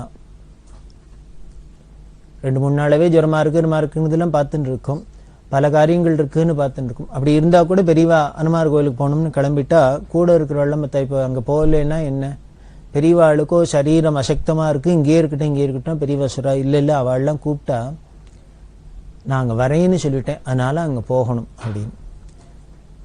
அந்த வாக்கு கொடுத்ததுக்காக கூப்பிட்டாலாம், ஆசையாக கூப்பிட்டா நான் வரேன்னு சொல்லிட்டேன், அதனால அங்கே போய்த்தான் ஆகணும் அப்படின்னு சொல்லிட்டு தன்னோட சரீர சிரமத்தையும் பார்க்காத பெரியவா அங்கே போனா.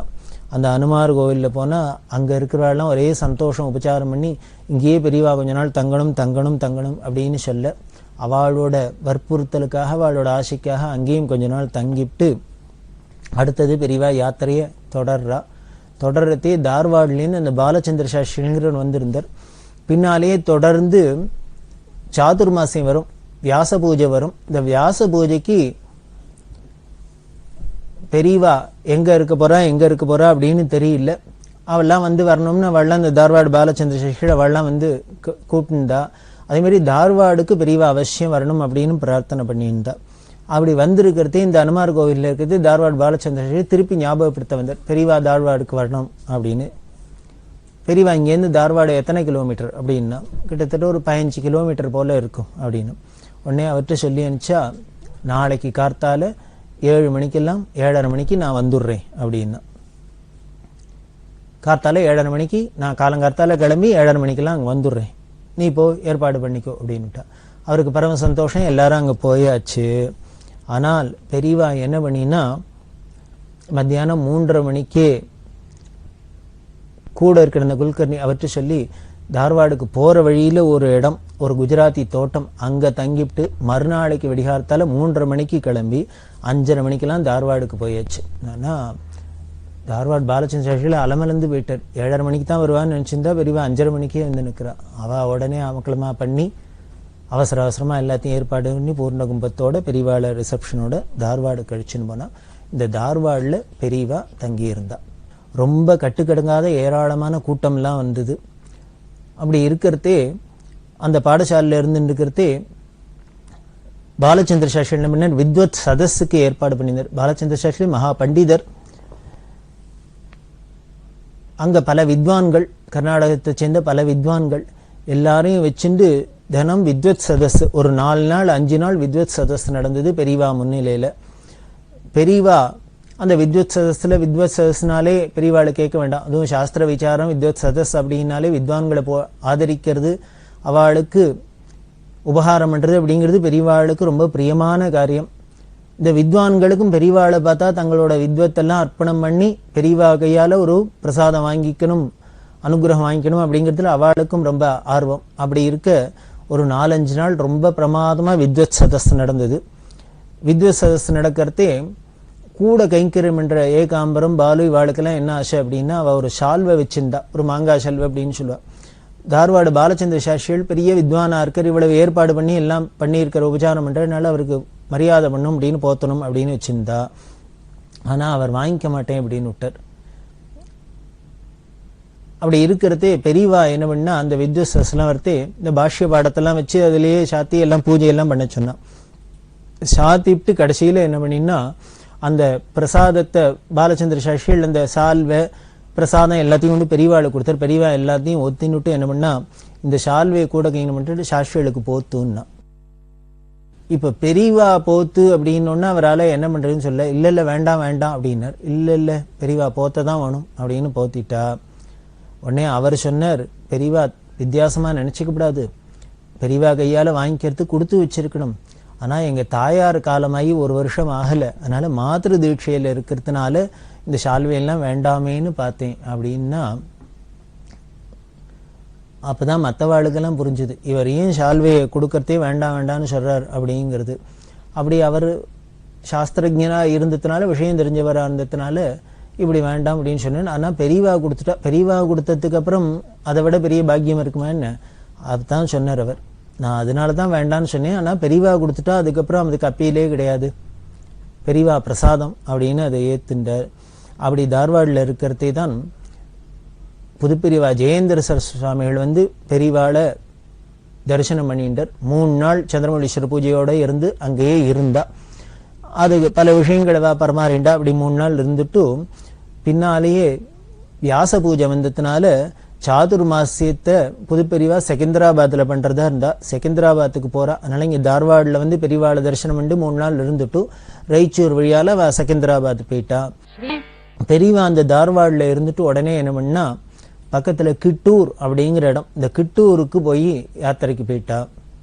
இந்த கிட்டூர் சரித்திரத்துல ரொம்ப பிரசித்தமான இடம். கிட்டூர் ராணி எப்படி எல்லாம் சண்டையெல்லாம் போட்டா அப்படிங்கிறதுலாம் தெரியும்.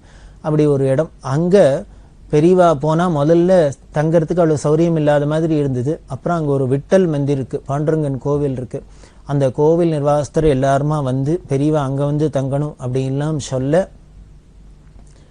பெரியவா அந்த கிட்டூர்ல கிட்டத்தட்ட 15 நாள் போல தங்கியிருந்தா. அங்க ரொம்ப கோலாகலமா பெரியவாளுக்கு அங்க கொண்டாடினா. அப்படி கிட்டூரை முடிச்சுட்டு ஹூப்ளி வழியால திருப்பி பெலகாமுக்கு வந்தா. பெல்காம்ல தான் சாதுர்மாசியம், அந்த வருஷத்து சாதுர்மாசியத்துக்காக பெல்காம் வந்தா. பெல்காம்ல ஹிண்ட்வாடி அப்படிங்கிற இடம், அங்க ரேனடே ஹால்னு இருக்கு. அந்த ரேனடே ஹால்ல தான் பெரியவா சாதுர்மாசியத்தை பண்ணினா. அந்த சாதுர்மாசியம் ரொம்ப கோலாகலமா நடந்தது. அதுக்கு அந்த ஊர் பிரமுகர்கள் பல பேர் எல்லாருமே சேர்ந்துன்னு 10 பேரை போட்டு ஒரு பெரிய கமிட்டி அமைச்சு ஏற்பாடெல்லாம் பண்ணி அங்க பார்த்தாக்க எல்லாம் இருந்தது. பெரியவாளுக்கு கிணறு வேணும் அப்படிங்கிறதே தீர்த்த வசதிக்கு எய்த்தாப்புல ஒரு ஜெயினோட வீடு, அந்த ஜெயின் வீட்டுல ஒரு பெரிய கிணறு இருந்தது. அதை இவாள்லாம் சொல்லி ஏற்பாடு பண்ணி அங்கேருந்து தீர்த்தம் பெரியவாளுக்கு கொண்டு வரத்துக்கெல்லாம் ஏற்பாடு பண்ணி இந்த பெலகாம்ல பெரியவா சாதுர்மாசியத்தை பூர்த்தி பண்ணினா. சாதுர்மாசியம் ரொம்ப அமக்களமா நடந்தது. அப்படிலாம் அந்த இருக்கிறதே கூட கைங்கரியம் சில பேர்லாம் என்ன பண்ணினா, இன்னும் 2 மாசம் இங்கதான் இருக்க போறது, அதனால நீங்களாம் அவ ஊருக்கு போயிட்டு அப்புறம் விஸ்வரூப யாத்திரை போது வாங்கோ அப்படின்னு எல்லாரையும் அனுப்பிச்சு வச்சுட்டா.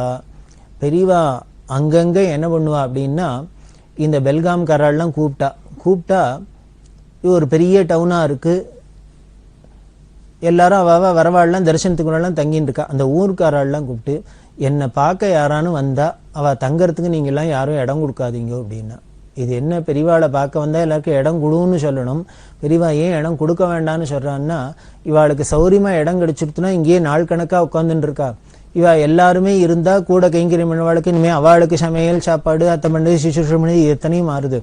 அதனால இந்த விவகாரம் எல்லாம் முத்திண்டு போறது அப்படிங்கிறதுனாலயே பெரியவா என்ன பண்ணா, ஏதோ வரவா வரட்டும், வந்தா சித்த நேரம் நின்னாலா தரிசனம் பண்ணாலா பிரசாதம் வாங்கிட்டு போயிட்டே இருக்கட்டும் அப்படின்னு சொல்லிட்டு இங்க தங்க விடாதீங்க, தங்கப்படாது அப்படிங்கிறதுனால இவாள்லாம் வந்தா இடம் கொடுக்காதுன்னா. அதே மாதிரி கூட கைங்கரியம் பண்ணவாள்லையும் 2-3 பேரை மினிமம் வச்சுன்னு மீதி எல்லாரும் நீங்க அவாவா ஊருக்கு போயிட்டு வாங்க. எப்படியும் 2 மாசம் யாத்திரை பண்ண முடியாது, சாதுர்மாசத்துல ஒரே இடத்துல தான் இருக்கணும். அதுக்கு ஒரே இடத்துல இருக்கிறதே ஏதோ 2-3 பேர் இருந்தா போறோம், மற்றவாள்லாம் நீங்களாம் ஊருக்கு போகலாம் அப்படின்னு எல்லாரையும் அனுப்பிச்சுட்டா.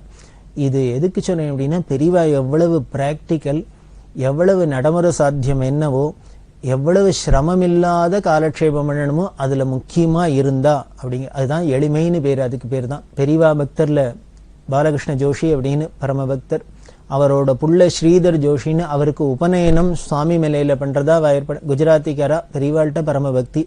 இந்த ஸ்ரீதர் ஜோஷிக்கு உபநயனம் அப்படின்னு சுவாமி மேலையில பண்ண போறது அப்படின்னு பெரியவாள்கிட்ட சொல்லி எல்லாம் உத்தரவெல்லாம் வாங்கிட்டு போய் பெரியவா பிரசாதம் கொடுத்தப்பெல்லாம் சொன்னா. அதனால பெரியவாள்கிட்ட கைங்கரம் என்றது ஏகாம்பரம் இவாள்லாம் அனுப்பிச்சு, நீ போய் உபநயனத்துக்கும் போயிட்டு வா அப்படின்னா. உபநயனத்தையும் அட்டன் பண்ணிட்டு பிரசாதத்தை கொடுத்துட்டுவான்னு இவாள்லாம் போயிட்டு வந்தோன்னு, உபநயனம்லாம் ஆகி வந்தோன்னு பெரியவா விசாரிச்சா எப்படி எல்லாம் உபநயனம் நடந்தது, என்னென்னலாம் நடந்தது அப்படின்ட்டு எல்லாத்தையும் சொன்னா. வைதிகாளுக்கு எல்லாம் என்னென்னலாம் சம்பாவனை பண்ணா அப்படின்னு கேட்டா அதையும் சொன்னார். அதுக்கப்புறம் இந்த உபநயனம் முடிஞ்சு ஜோஷியும் அவ குடும்பத்தோட குழந்தைகள்லாம் உபநயனம் பண்ண குழந்தைய அழிச்சுன்னு வந்தா, அவளுக்கெல்லாம் அனுகிரகம் பண்ணி எல்லாம் பண்ணினா. இந்த உபநயனத்திற்கு கல்யாணத்துக்கெல்லாம் போனா பெரியவா கேட்கறது, வைதிகாளுக்கெல்லாம் என்ன செலவழிச்சா, வைதிக செலவு என்ன ஆச்சு அப்படிங்கிறதுல ரொம்ப கேட்பா. இது எதுக்காக அப்படின்னா, குறிப்பா இதை எதுக்கு சொல்றேன் அப்படின்னா, ரொம்ப அவசியம் தெரிஞ்சுக்கணும் நாம இதைத்தான். ஒரு பெரிய மனுஷன் அவர் பெரியவா தரிசனத்துக்கு வந்தா அவர் பிள்ளைக்கு உபநயனம் ஆயிருந்தது. பெரியவாள்கிட்ட ரொம்ப பக்தி உள்ள குடும்பம் தான், அதனால பெரியவாள்கிட்ட சொன்னார் உபநயனம்லாம் ஆச்சான்னு கேட்டா. எல்லாம் விசாரிச்சுட்டு பெரியவா சொன்னா, உபநயனத்துக்கு என்ன செலவாச்சு அப்படின்னு கேட்டா.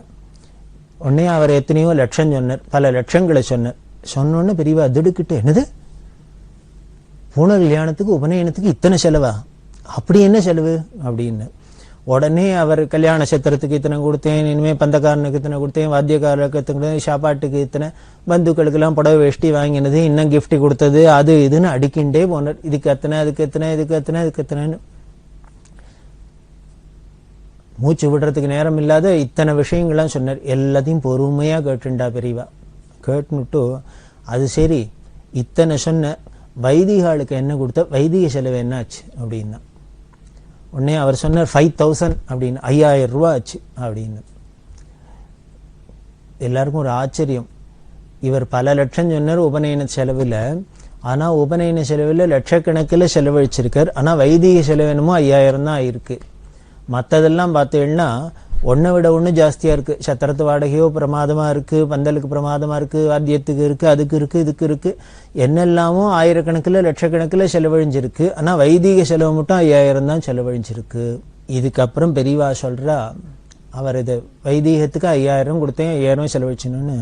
உடனே பெரியவா அவர்கிட்ட சொல்றா, இன்னுமே உன்னை யாரானும், நான் இப்ப கேட்டேன் இல்லையா உபநயனத்துக்கு என்ன செலவாச்சுன்னு, அந்த மாதிரி இன்னுமே யாரானும் உன்னை கேட்டாக்க உபநயனத்துக்கு, உன் புள்ள உபநயனத்துக்கு என்ன செலவாச்சுன்னு சொன்னா 5000 ரூபாய் செலவாச்சுன்னு சொல்லும் அப்படின்னு. அப்படின்னா ஏன்னா இது ஒண்ணுதான் உருப்படியான செலவுன்னு அர்த்தம். மற்றதெல்லாம் ஆடம்பரம், வேஸ்ட். மற்றதெல்லாம் செலவழிக்கலைன்னாலும் ஒன்றும் பண்ணல, அதெல்லாம் இல்லைன்னா ஒன்றும் குடிமொழிப்படாது. வைதீக காரியங்கிறது முக்கியம். பெரிய ஞானவானா ஆகணும், வித்வானா ஆகணும் அப்படிங்கிறதுக்காக தான் சொல்லியிருக்கு. அந்த மந்திரோபதேசம் பண்றதுக்கு எதுக்கு லட்சக்கணக்கில் செலவழிக்கணும், அதுக்கு எதுக்கு சத்திரம் எடுக்கணும், அதுக்கு எதுக்கு எல்லாருக்கும் புடவை வேஷ்டி வாங்கணும், அதுக்கு என்ன இதெல்லாம் பண்ணணும். அதாவது இதெல்லாம் நமக்கு சமுதாயத்துல என்னமோ ஒரு வேண்டாத ஒரு சம்பிரதாயமா வந்துடுத்து. அது ஏதோ இருக்கிறவா ஒருத்தர் பண்றதை பார்த்து இல்லாதவாளுக்கும் ஆசை வந்து கடன் வாங்கியாலும் செலவழிக்கணும் அப்படின்லாம் ஒரு பெரிய விபரீதம் ஆயிடுத்து. நமக்கு கல்யாணங்களுக்கெல்லாம் அதை கொண்டு இந்த காலத்துல 4 நாள் கல்யாணம் பண்ண முடியுமா சார் அப்படிங்கிறோம். தாராளமா பண்ணலாம். 4 நாள் கல்யாணம் பண்றதுக்கு என்ன வேணும், ஆயிரக்கணக்கில் லட்சக்கணக்கில் வேணுமா என்ன? இல்ல, அவாவா வீட்டோட உபாசனத்தை பண்ணணும், இனிமே அனுஷ்டானத்தை பண்ணணும், இதானே நடக்கணும். ஆனால் நாம என்ன பண்ணிட்டோம் அஜ்ஞானத்தினால, வெளியில இப்படி ஆடம்பரமா செலவழிச்சு அத்தை பண்ணி இத்த பண்ணி ஒரு குட்டி எல்லாம் பண்றோம். ஆனா வைதிக காரியத்துல ஸ்ரத்தை இல்லாத போயிடுறது. அதுக்கு நீங்க பார்த்தீங்கன்னா டோட்டல் செலவிலேயே பார்த்தீங்கன்னா ஒரு 10% கூட வைதீகத்துக்குன்னு இருக்காது. அதுக்கு கொடுக்கறதை மட்டும் நமக்கு கொஞ்சம் மனசு தாபமா இருக்கு, கண்ணை கரிக்கிறது, எதுக்கு இவ்வளவு செலவழிக்கணுமா அப்படின்னு தோணுது. ஏன்னா அது வேஸ்ட் மாதிரி நமக்கு தோன்றுது. ஆனா அதுதான் முக்கியம், அதுக்குத்தான் நன்னா செலவழிக்கணும். மற்ற ஒரு காரியமும் வெளியில இது மாதிரி லௌகீகமான ஆடம்பர செலவெல்லாம் வேண்டவே வேண்டாம். அதனால்தான் பெரியவா வரதட்சணை வாங்க வேண்டாம் கல்யாணத்துல, இனிமே ரிசப்ஷன் கச்சேரி அதெல்லாம் வேண்டாம், ஜானவாசம் வேண்டாம், அத்தை வேண்டாம், இத்த வேண்டாம்லாம் சொன்னதுக்கு காரணம், இதெல்லாம் பிடிச்சிடணும்னா வைதீகத்தை விட்டுரும் அப்படிங்கிறதுனாலதான் வைதீகத்தை பிடிச்சிக்கணும், இதெல்லாம் விட்டுடலாம் அப்படின்னு சொன்னா. அது மாதிரிதான் இவர்ட்டையும் சொல்றா, நீ இனிமே யாரானும் கேட்டா பூனலுக்கு என்ன செலவாச்சுன்னு சொன்னா 5000ன்னு சொல்லும். வைதீக செலவு மட்டும்தான் செலவு, மற்ற எல்லாம் தண்டம், அது பண்ணலைன்னாலும் குறையில்லை அப்படின்னு சொன்னா. இது ஏதோ அவளுக்கு சொன்னதில்லை, நம்ம எல்லாருமே நம்ம வீட்டுல என்ன ஃபங்க்ஷனா இருந்தாலும் சரி, அது வைதீக காரியமா பண்ணிண்டு பரம வைதீகமா எளிமையா பண்றதுக்கு கத்துக்கணும். அதுதான் பெரியவாளுக்கு நாம பண்ற பூஜை, அவள்கிட்ட பண்ற பக்தி அப்படின்னு சொல்லி தொடர்ந்து நாம அனுபவிக்கலாம். பெரியவா சரணம். இந்நிகழ்ச்சியின் அடுத்த பகுதி நாளை மாலை இதே நேரத்தில் ஒளிபரப்பாகும். பெரியவா சரணம். பெரியவா சரணம். அடுத்த நிகழ்ச்சி திருவாசக இன்னிசை. வழங்குபவர் ஸ்ரீ சத்குருநாத தேசிகர் அவர்கள். பெரியவா சரணம். திருச்சிற்றம்பலம். திருக்கழுக்குன்றத் திருப்பதிகம். பிணக்கிலாத பெருந்துரைப் பெருமான்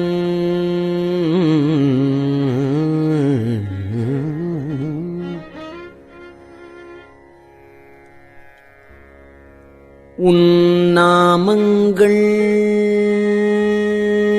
பேசுவார்க்கு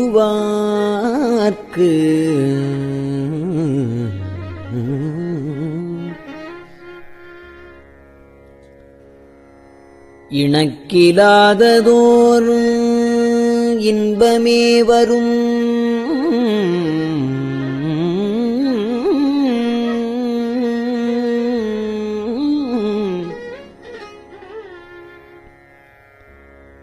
துன்பமே துடைத்து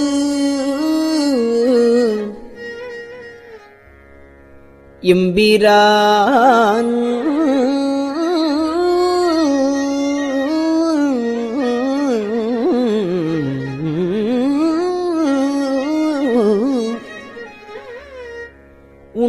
உனக்கிலாததோர் வித்து மேல் விளையாமல்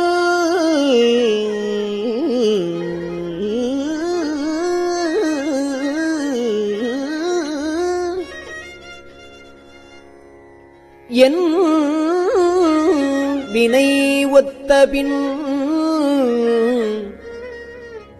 கணக்கிலா திருக்கோலம் நீ வந்து காட்டினாய். என் வினை ஒத்தபின் கணக்கிலா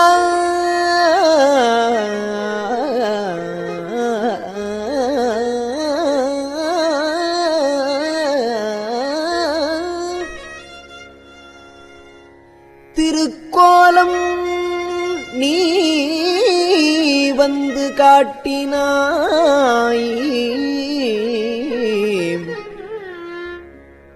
கழுக்குன்றிலே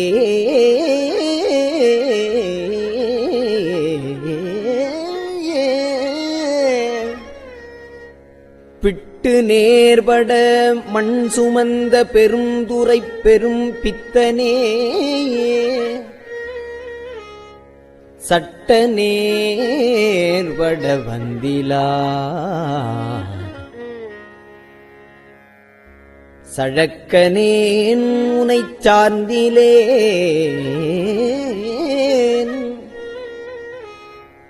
சிட்டனே சிவலோகனே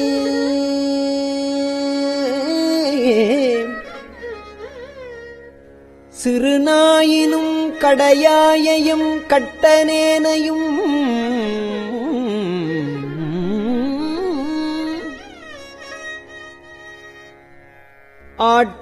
ஆட்கொள்வான் வந்து காட்டினாய்.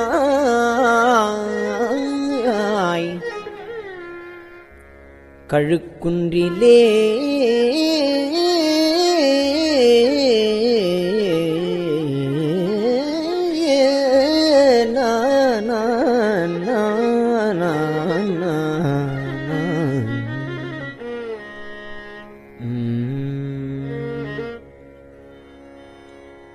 மலங்கினேன் கண்ணின் நீரை மாற்றி மலங்கெடுத்த பெருந்துரை விலங்கினேன் வினைகேடனேன் இனி மேல் விளைவது அறிந்திலேன். இலங்குகின்ற நின் சேவடிகள் இரண்டும் வைப்பிடமின்றியே கலங்கினேன். கலங்காமலே வந்து காட்டினாய். கழுக்குன்றிலே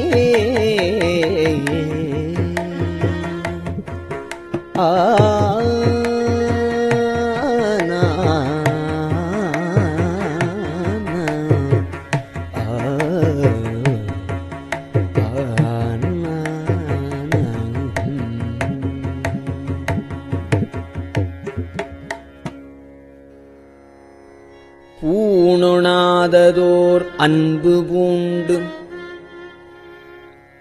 பொருந்தி நாள்தோறும் போற்றவும் நாணொணாததோர் நாணம் எய்தி நடுக்கடலுள் அழுந்தினான்.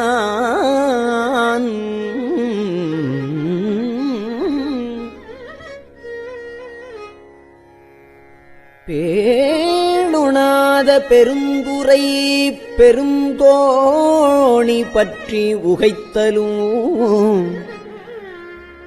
காணொணா திருக்கோலம் நீ வந்து காட்டினாய்.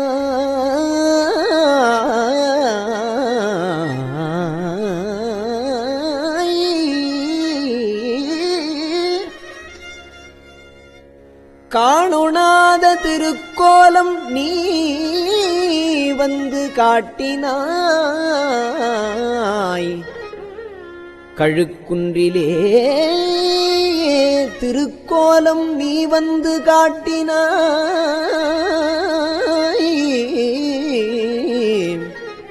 கழுக்குன்றிலே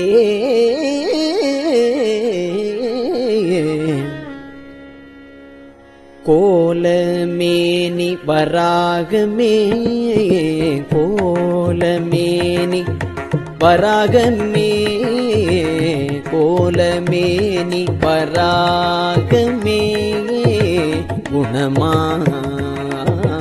பெருந்துரை கொண்டலே சீலமேதும் அறிந்திலாத என் சிந்தை வைத்த சிகாமணி ஞாலமே கரியாக நான் உனை நச்சி நச்சிட வந்திடும் காலமே உன்னை ஓத நீ வந்து காட்டினாய்.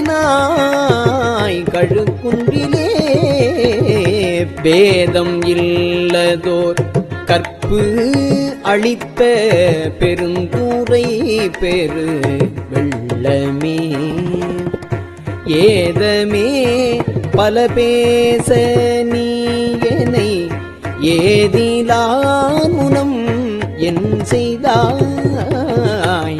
ஏதமே பல பேச நீயனை ஏதிலான் முனம் என் செய்தாய்.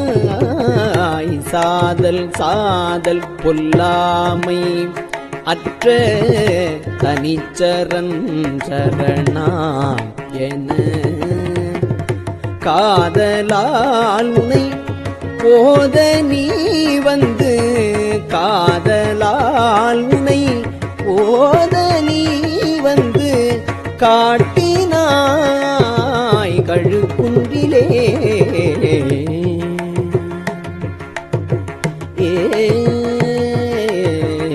இயக்கிமார் 64 இயக்கிமார் 64 எண்குணம் செய்த ஈசனே மயக்கமாயதோர்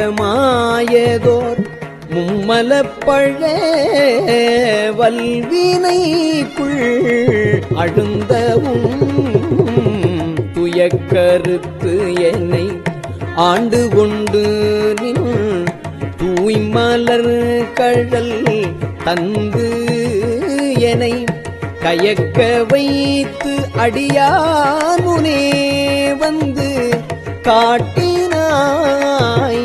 கழுக்குன்றிலே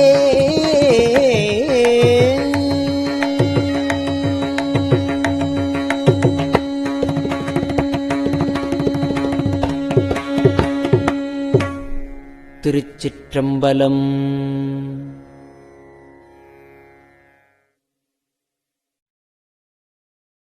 பெரியவா சரணம். இந்நிகழ்ச்சியின் அடுத்த பகுதி நாளை மாலை இதே நேரத்தில் ஒளிபரப்பாகும். பெரியவா சரணம். பெரியவா சரணம். பெரியவா வானொலியின் இன்றைய நிகழ்ச்சிகளின் நிறைவாக திருப்பொன்னூசல் வழங்குபவர் சத்குருநாத தேசிகர் அவர்கள். பெரியவா சரணம். திருச்சிற்றம்பலம். திருப்பொன்னூசல். மாதாடு பாகத்தன் உத்தரகோசமங்கை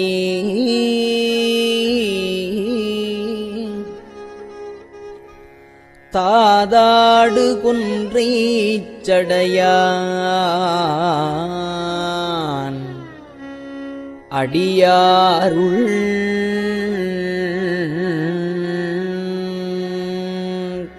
போதாட்டினாயேனை ஆட்கொண்டு என் தொல்பிறவி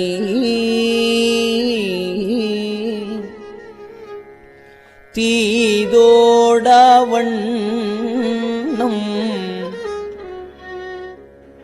திகழ பிறப்பறுப்பான் காதாடு குண்டலங்கள் பாடி கசிந்து அன்பான்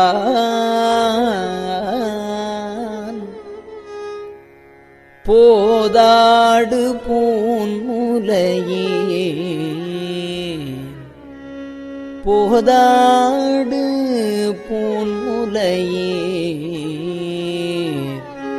பொன்னூசல் ஆடாமோ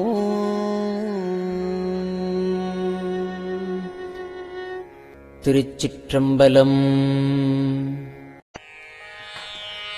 கஞ்சிவய காமாட்சி தன் குழந்தாய் சங்கரரே கஞ்சிவய காமாட்சி தன் குழந்தாய் சங்கரரே குரு சந்திரசேகரரே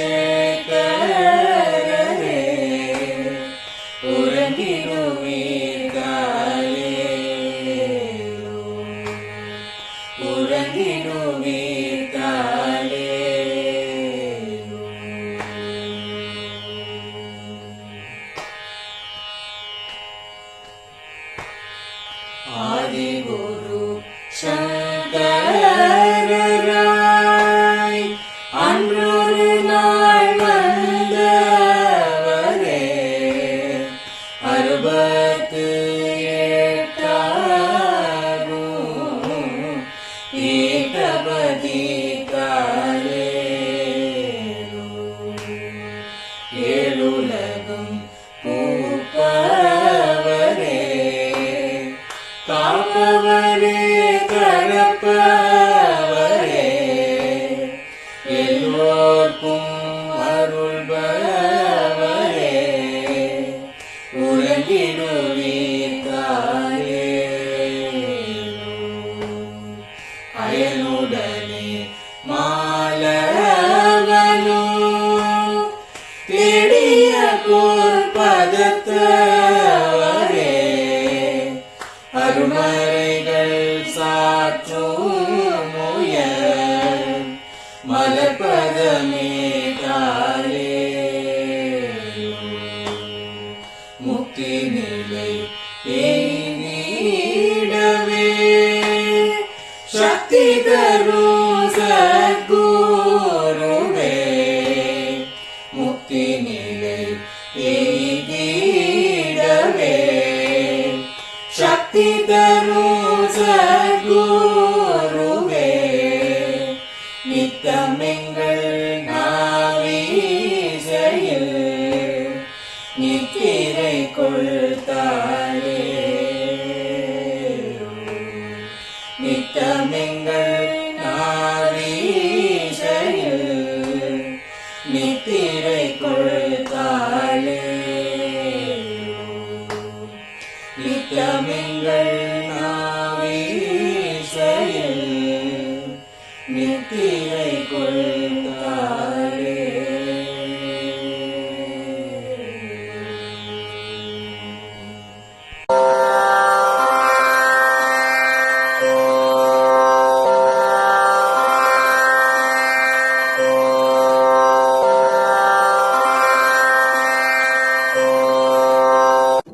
பெரியவாசரணம். பெரியவா வானொலியின் மாலை நிகழ்ச்சிகள் இத்துடன் நிறைவடைகின்றன.